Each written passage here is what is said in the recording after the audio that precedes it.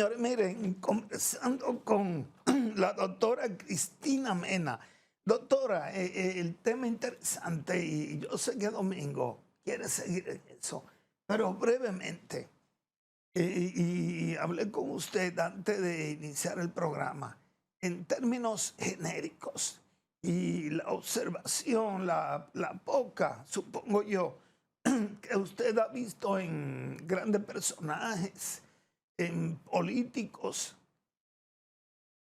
su comportamiento a nivel coloquial y ver qué está pasando por la mente con un presidente como Donald Trump, que él dice, yo tomo decisiones de acuerdo a mi forma de ser, o sea, no a la gran nación que él dirige. Yo sé que usted no se mete en política y quizás no le da mucho seguimiento, pero algo ha visto en la televisión o en el periódico y me gustaría como psicóloga ver brevemente, esa mente, ¿cómo usted la analiza? Mire, realmente es complejo porque estamos hablando de un personaje que real y efectivamente no él, cualquier funcionario, cualquier persona que tenga autoridad y poder debería cuidar el discurso que emite porque está con ello automáticamente moviendo la ficha de dominó que puede mover otras esferas. Y eso es en términos generales. Todo el que ocupa un puesto de dirección necesariamente tiene que cuidar lo que va a comunicar, porque ya no lo comunica como ser humano, lo comunica como la investidura que porta. Y cuando tú portas una investidura, de hecho, existen consejos de comunicación, al cual yo, como una figura de poder y de toma de decisión en cualquier punto que yo esté como servidor público de la nación que sea, yo debería limitarme a ese código de comunicación de la investidura que porto. Entonces, cuando estamos ante una persona que no respeta los lineamientos institucionales para emitir un juicio u opinar, automáticamente su equipo tiene que estar con respuesta de mitigación a ese problema. O sea, yo me imagino que ese equipo de comunicación vive 24/7 haciendo monitoreo de lo que dice una persona que dice que va a hablar lo que él entiende. ¿Por qué? Porque viene de una escena de su empresa a tomar sus propias decisiones, pero venir a un escenario de una nación que impacta positiva o negativamente su decisión en tantas naciones que convergen dentro de los Estados Unidos y que sostienen la economía de Estados Unidos, es algo que nos deja a nosotros, a todo lo que estamos expectantes, a decir, wow, delante de quién estamos. Estamos delante de una persona que tal vez no tuvo esos límites y que no respeta los lineamientos y que está acostumbrado a tomar sus propias decisiones, como bien él lo ha dicho en algunos escenarios, y que está llevando a su equipo de comunicación y a su gabinete a andar apagando fuego originado por no consultar previo tal vez a decidir qué comunicar. Y eso es un problema, no para Donald Trump, para cualquier persona que tenga poder y tenga autoridad y tenga una investidura de esta magnitud. Lo que usted diga desde la autoridad de poder, usted no lo puede decir partiendo de lo que usted opina. Siempre debemos pasarlo por el sedazo de la investidura que yo porto, a quién yo represento cuando yo estoy hablando. Y esa es la pregunta que deberíamos hacernos. Pero cuestionar su personalidad, no entiendo que eso habría que someterlo a un análisis, estudio de caso, que entiendo que habría que buscar, y se puede, y se pudiera hacer el ejercicio. Pero yo me imagino que él lo está analizando, no me imagino, porque solamente ver las redes y las opiniones que van dando diferentes personalidades, te dicen a ti que la humanidad está preocupada por su manera de proceder. Por ejemplo, mi madre es una anciana de 76 años y yo hablo con ella casi diario. Ella es ciudadana americana y ella le da seguimiento a cualquiera que esté en la presidencia, porque cualquier decisión que se tome a ella le afecta como una adulta mayor.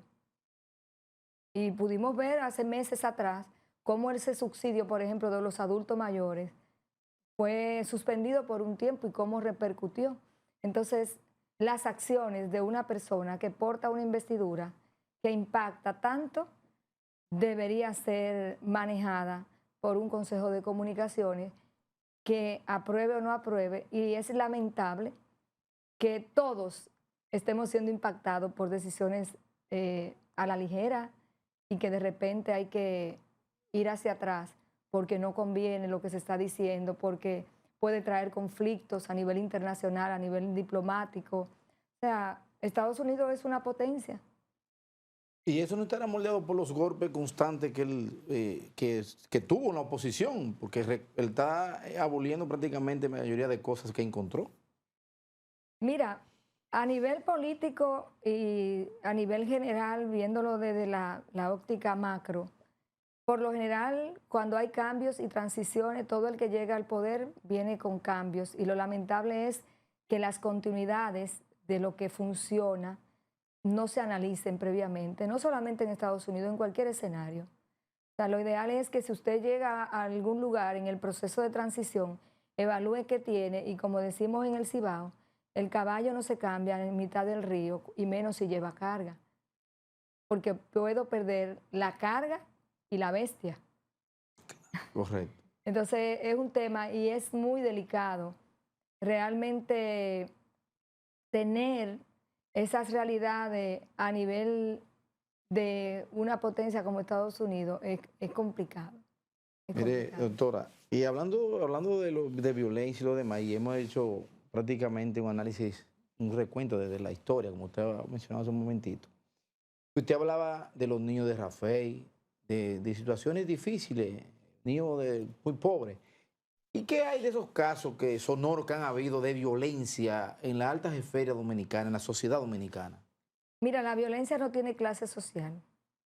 Violencia es violencia en cualquier aspecto. Y de hecho, en clase social media y alta hay violencia. Lo que pasa es que éstas se manejan bajo perfil y hasta cierto punto no conviene hacerlo público. Pero cuando se dan actos tan violentos que terminan en un feminicidio, que terminan en un secuestro de un menor en una fiesta, como lo hemos vivido aquí en el país, son situaciones que nos llaman la atención. Pero la violencia desencadena violencia y un niño, una persona adulta que es violento, de niño estuvo expuesto a la violencia. ¿Ha habido estudios entre una y otra que identifiquen cuál ha sido? Entre un extracto social y otro, Ajá. hasta donde yo sé, no.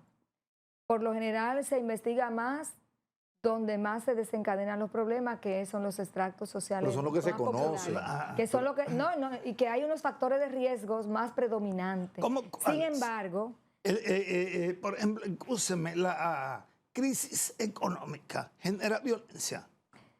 mira, lo que pasa es que la crisis económica no es lo que te genera la violencia. Es como tú emocionalmente enfrentas el problema de la crisis económica. Porque de repente tú puedes tener una crisis económica y manejarlo sin violencia, simplemente resolviendo qué voy a hacer. Ok, como decía Teófilo Barreiro, tengo esta situación, gano 150 pesos, pero gasto 200, ¿cómo lo voy a hacer? En estos días yo estaba revisando páginas, porque yo digo que tenemos que levantar a alguien que vuelva a darnos esa mirada a la parte social humana y que nos haga comprender que nosotros, es cierto, somos un país que estamos entre los más felices del mundo, que nos gozamos todo hasta nuestras propias desgracias, pero tenemos que traer información que traiga luz a esos escenarios. Y realmente, dentro de esos contextos sociales con vulnerabilidad extrema, el factor de riesgo es mayor. ¿Por qué? Porque no está el límite de que el niño, o sea, el adulto habla delante de los niños juegan en la calle, el que se está bebiendo la cerveza lo está haciendo delante de los niños, mientras los padres están en el colmadón, los muchachitos están en la calle jugando. O sea, no hay unos límites que por lo general se tienen en otros escenarios sociales. Pero eso tiene que ver, como hablábamos, de la misma formación de la escuela también. Porque cuando a un niño se le enseña respeto y lo demás, y eso se veía antes. Es que el valor no lo enseña la escuela. El estudio dijo que la escuela no, de hecho, en nuestra Constitución, la transmisión de la cultura, el cuidado de los niños corresponde a la familia. El Estado es garante de derecho, pero es la familia que tiene la responsabilidad de poder entrenar a su hijo en valores. ¿Y cómo se transmiten los valores de fe y de ciudadanía responsable? Es cuando mi hijo me ve a mí, por ejemplo, yo tuve una vez una experiencia yendo en mi vehículo, había una persona que estaba de noviecito de una de mis hijas, íbamos en mi vehículo y se tomó algo y tiró el vaso, bajó el cristal de mi vehículo y tiró el vaso. Yo frené el vehículo y le dije, vaya, recoja el vaso. Porque esa mala educación ya. No, pero yo le pongo el ejemplo puntual. Sí. Yo frené mi vehículo y le dije, vaya, recoja el vaso, que de mi vehículo no sale basura. Yo prefiero tenerlo aquí en esta bolsa. Entonces, viendo, eso me pasa a mí hace, ¿cuántos años? 20 años atrás, por decir algo.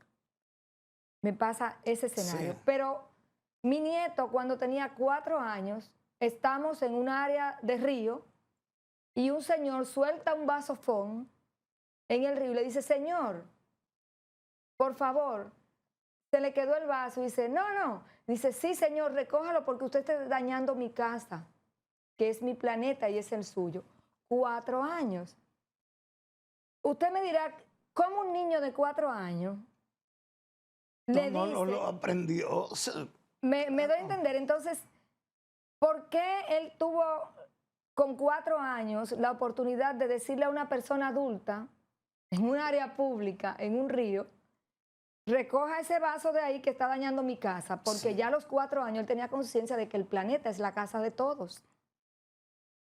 Entonces es un tema, valores, cultura, fe, corresponde a la familia. La escuela enseña lo que es la parte académica y te da información cívica, normas de convivencia, pero ya la escuela ahora está cogiendo la lucha con el muchachito que viene sin el valor de la casa. Mire, doctora, cuando yo estudiaba en la escuela, muy pequeñito, recuerdo que uno le decía maestro.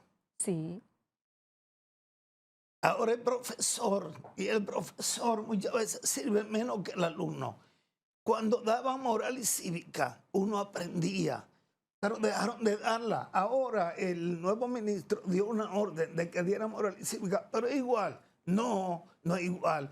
En la UAS yo estudié periodismo y me daban ética de la comunicación. Eso lo quitaron porque el profesor Silie se murió. ¿Y es igual un periodista de academia que de boca? No es igual. Imposible. Entonces, en la academia se aprende.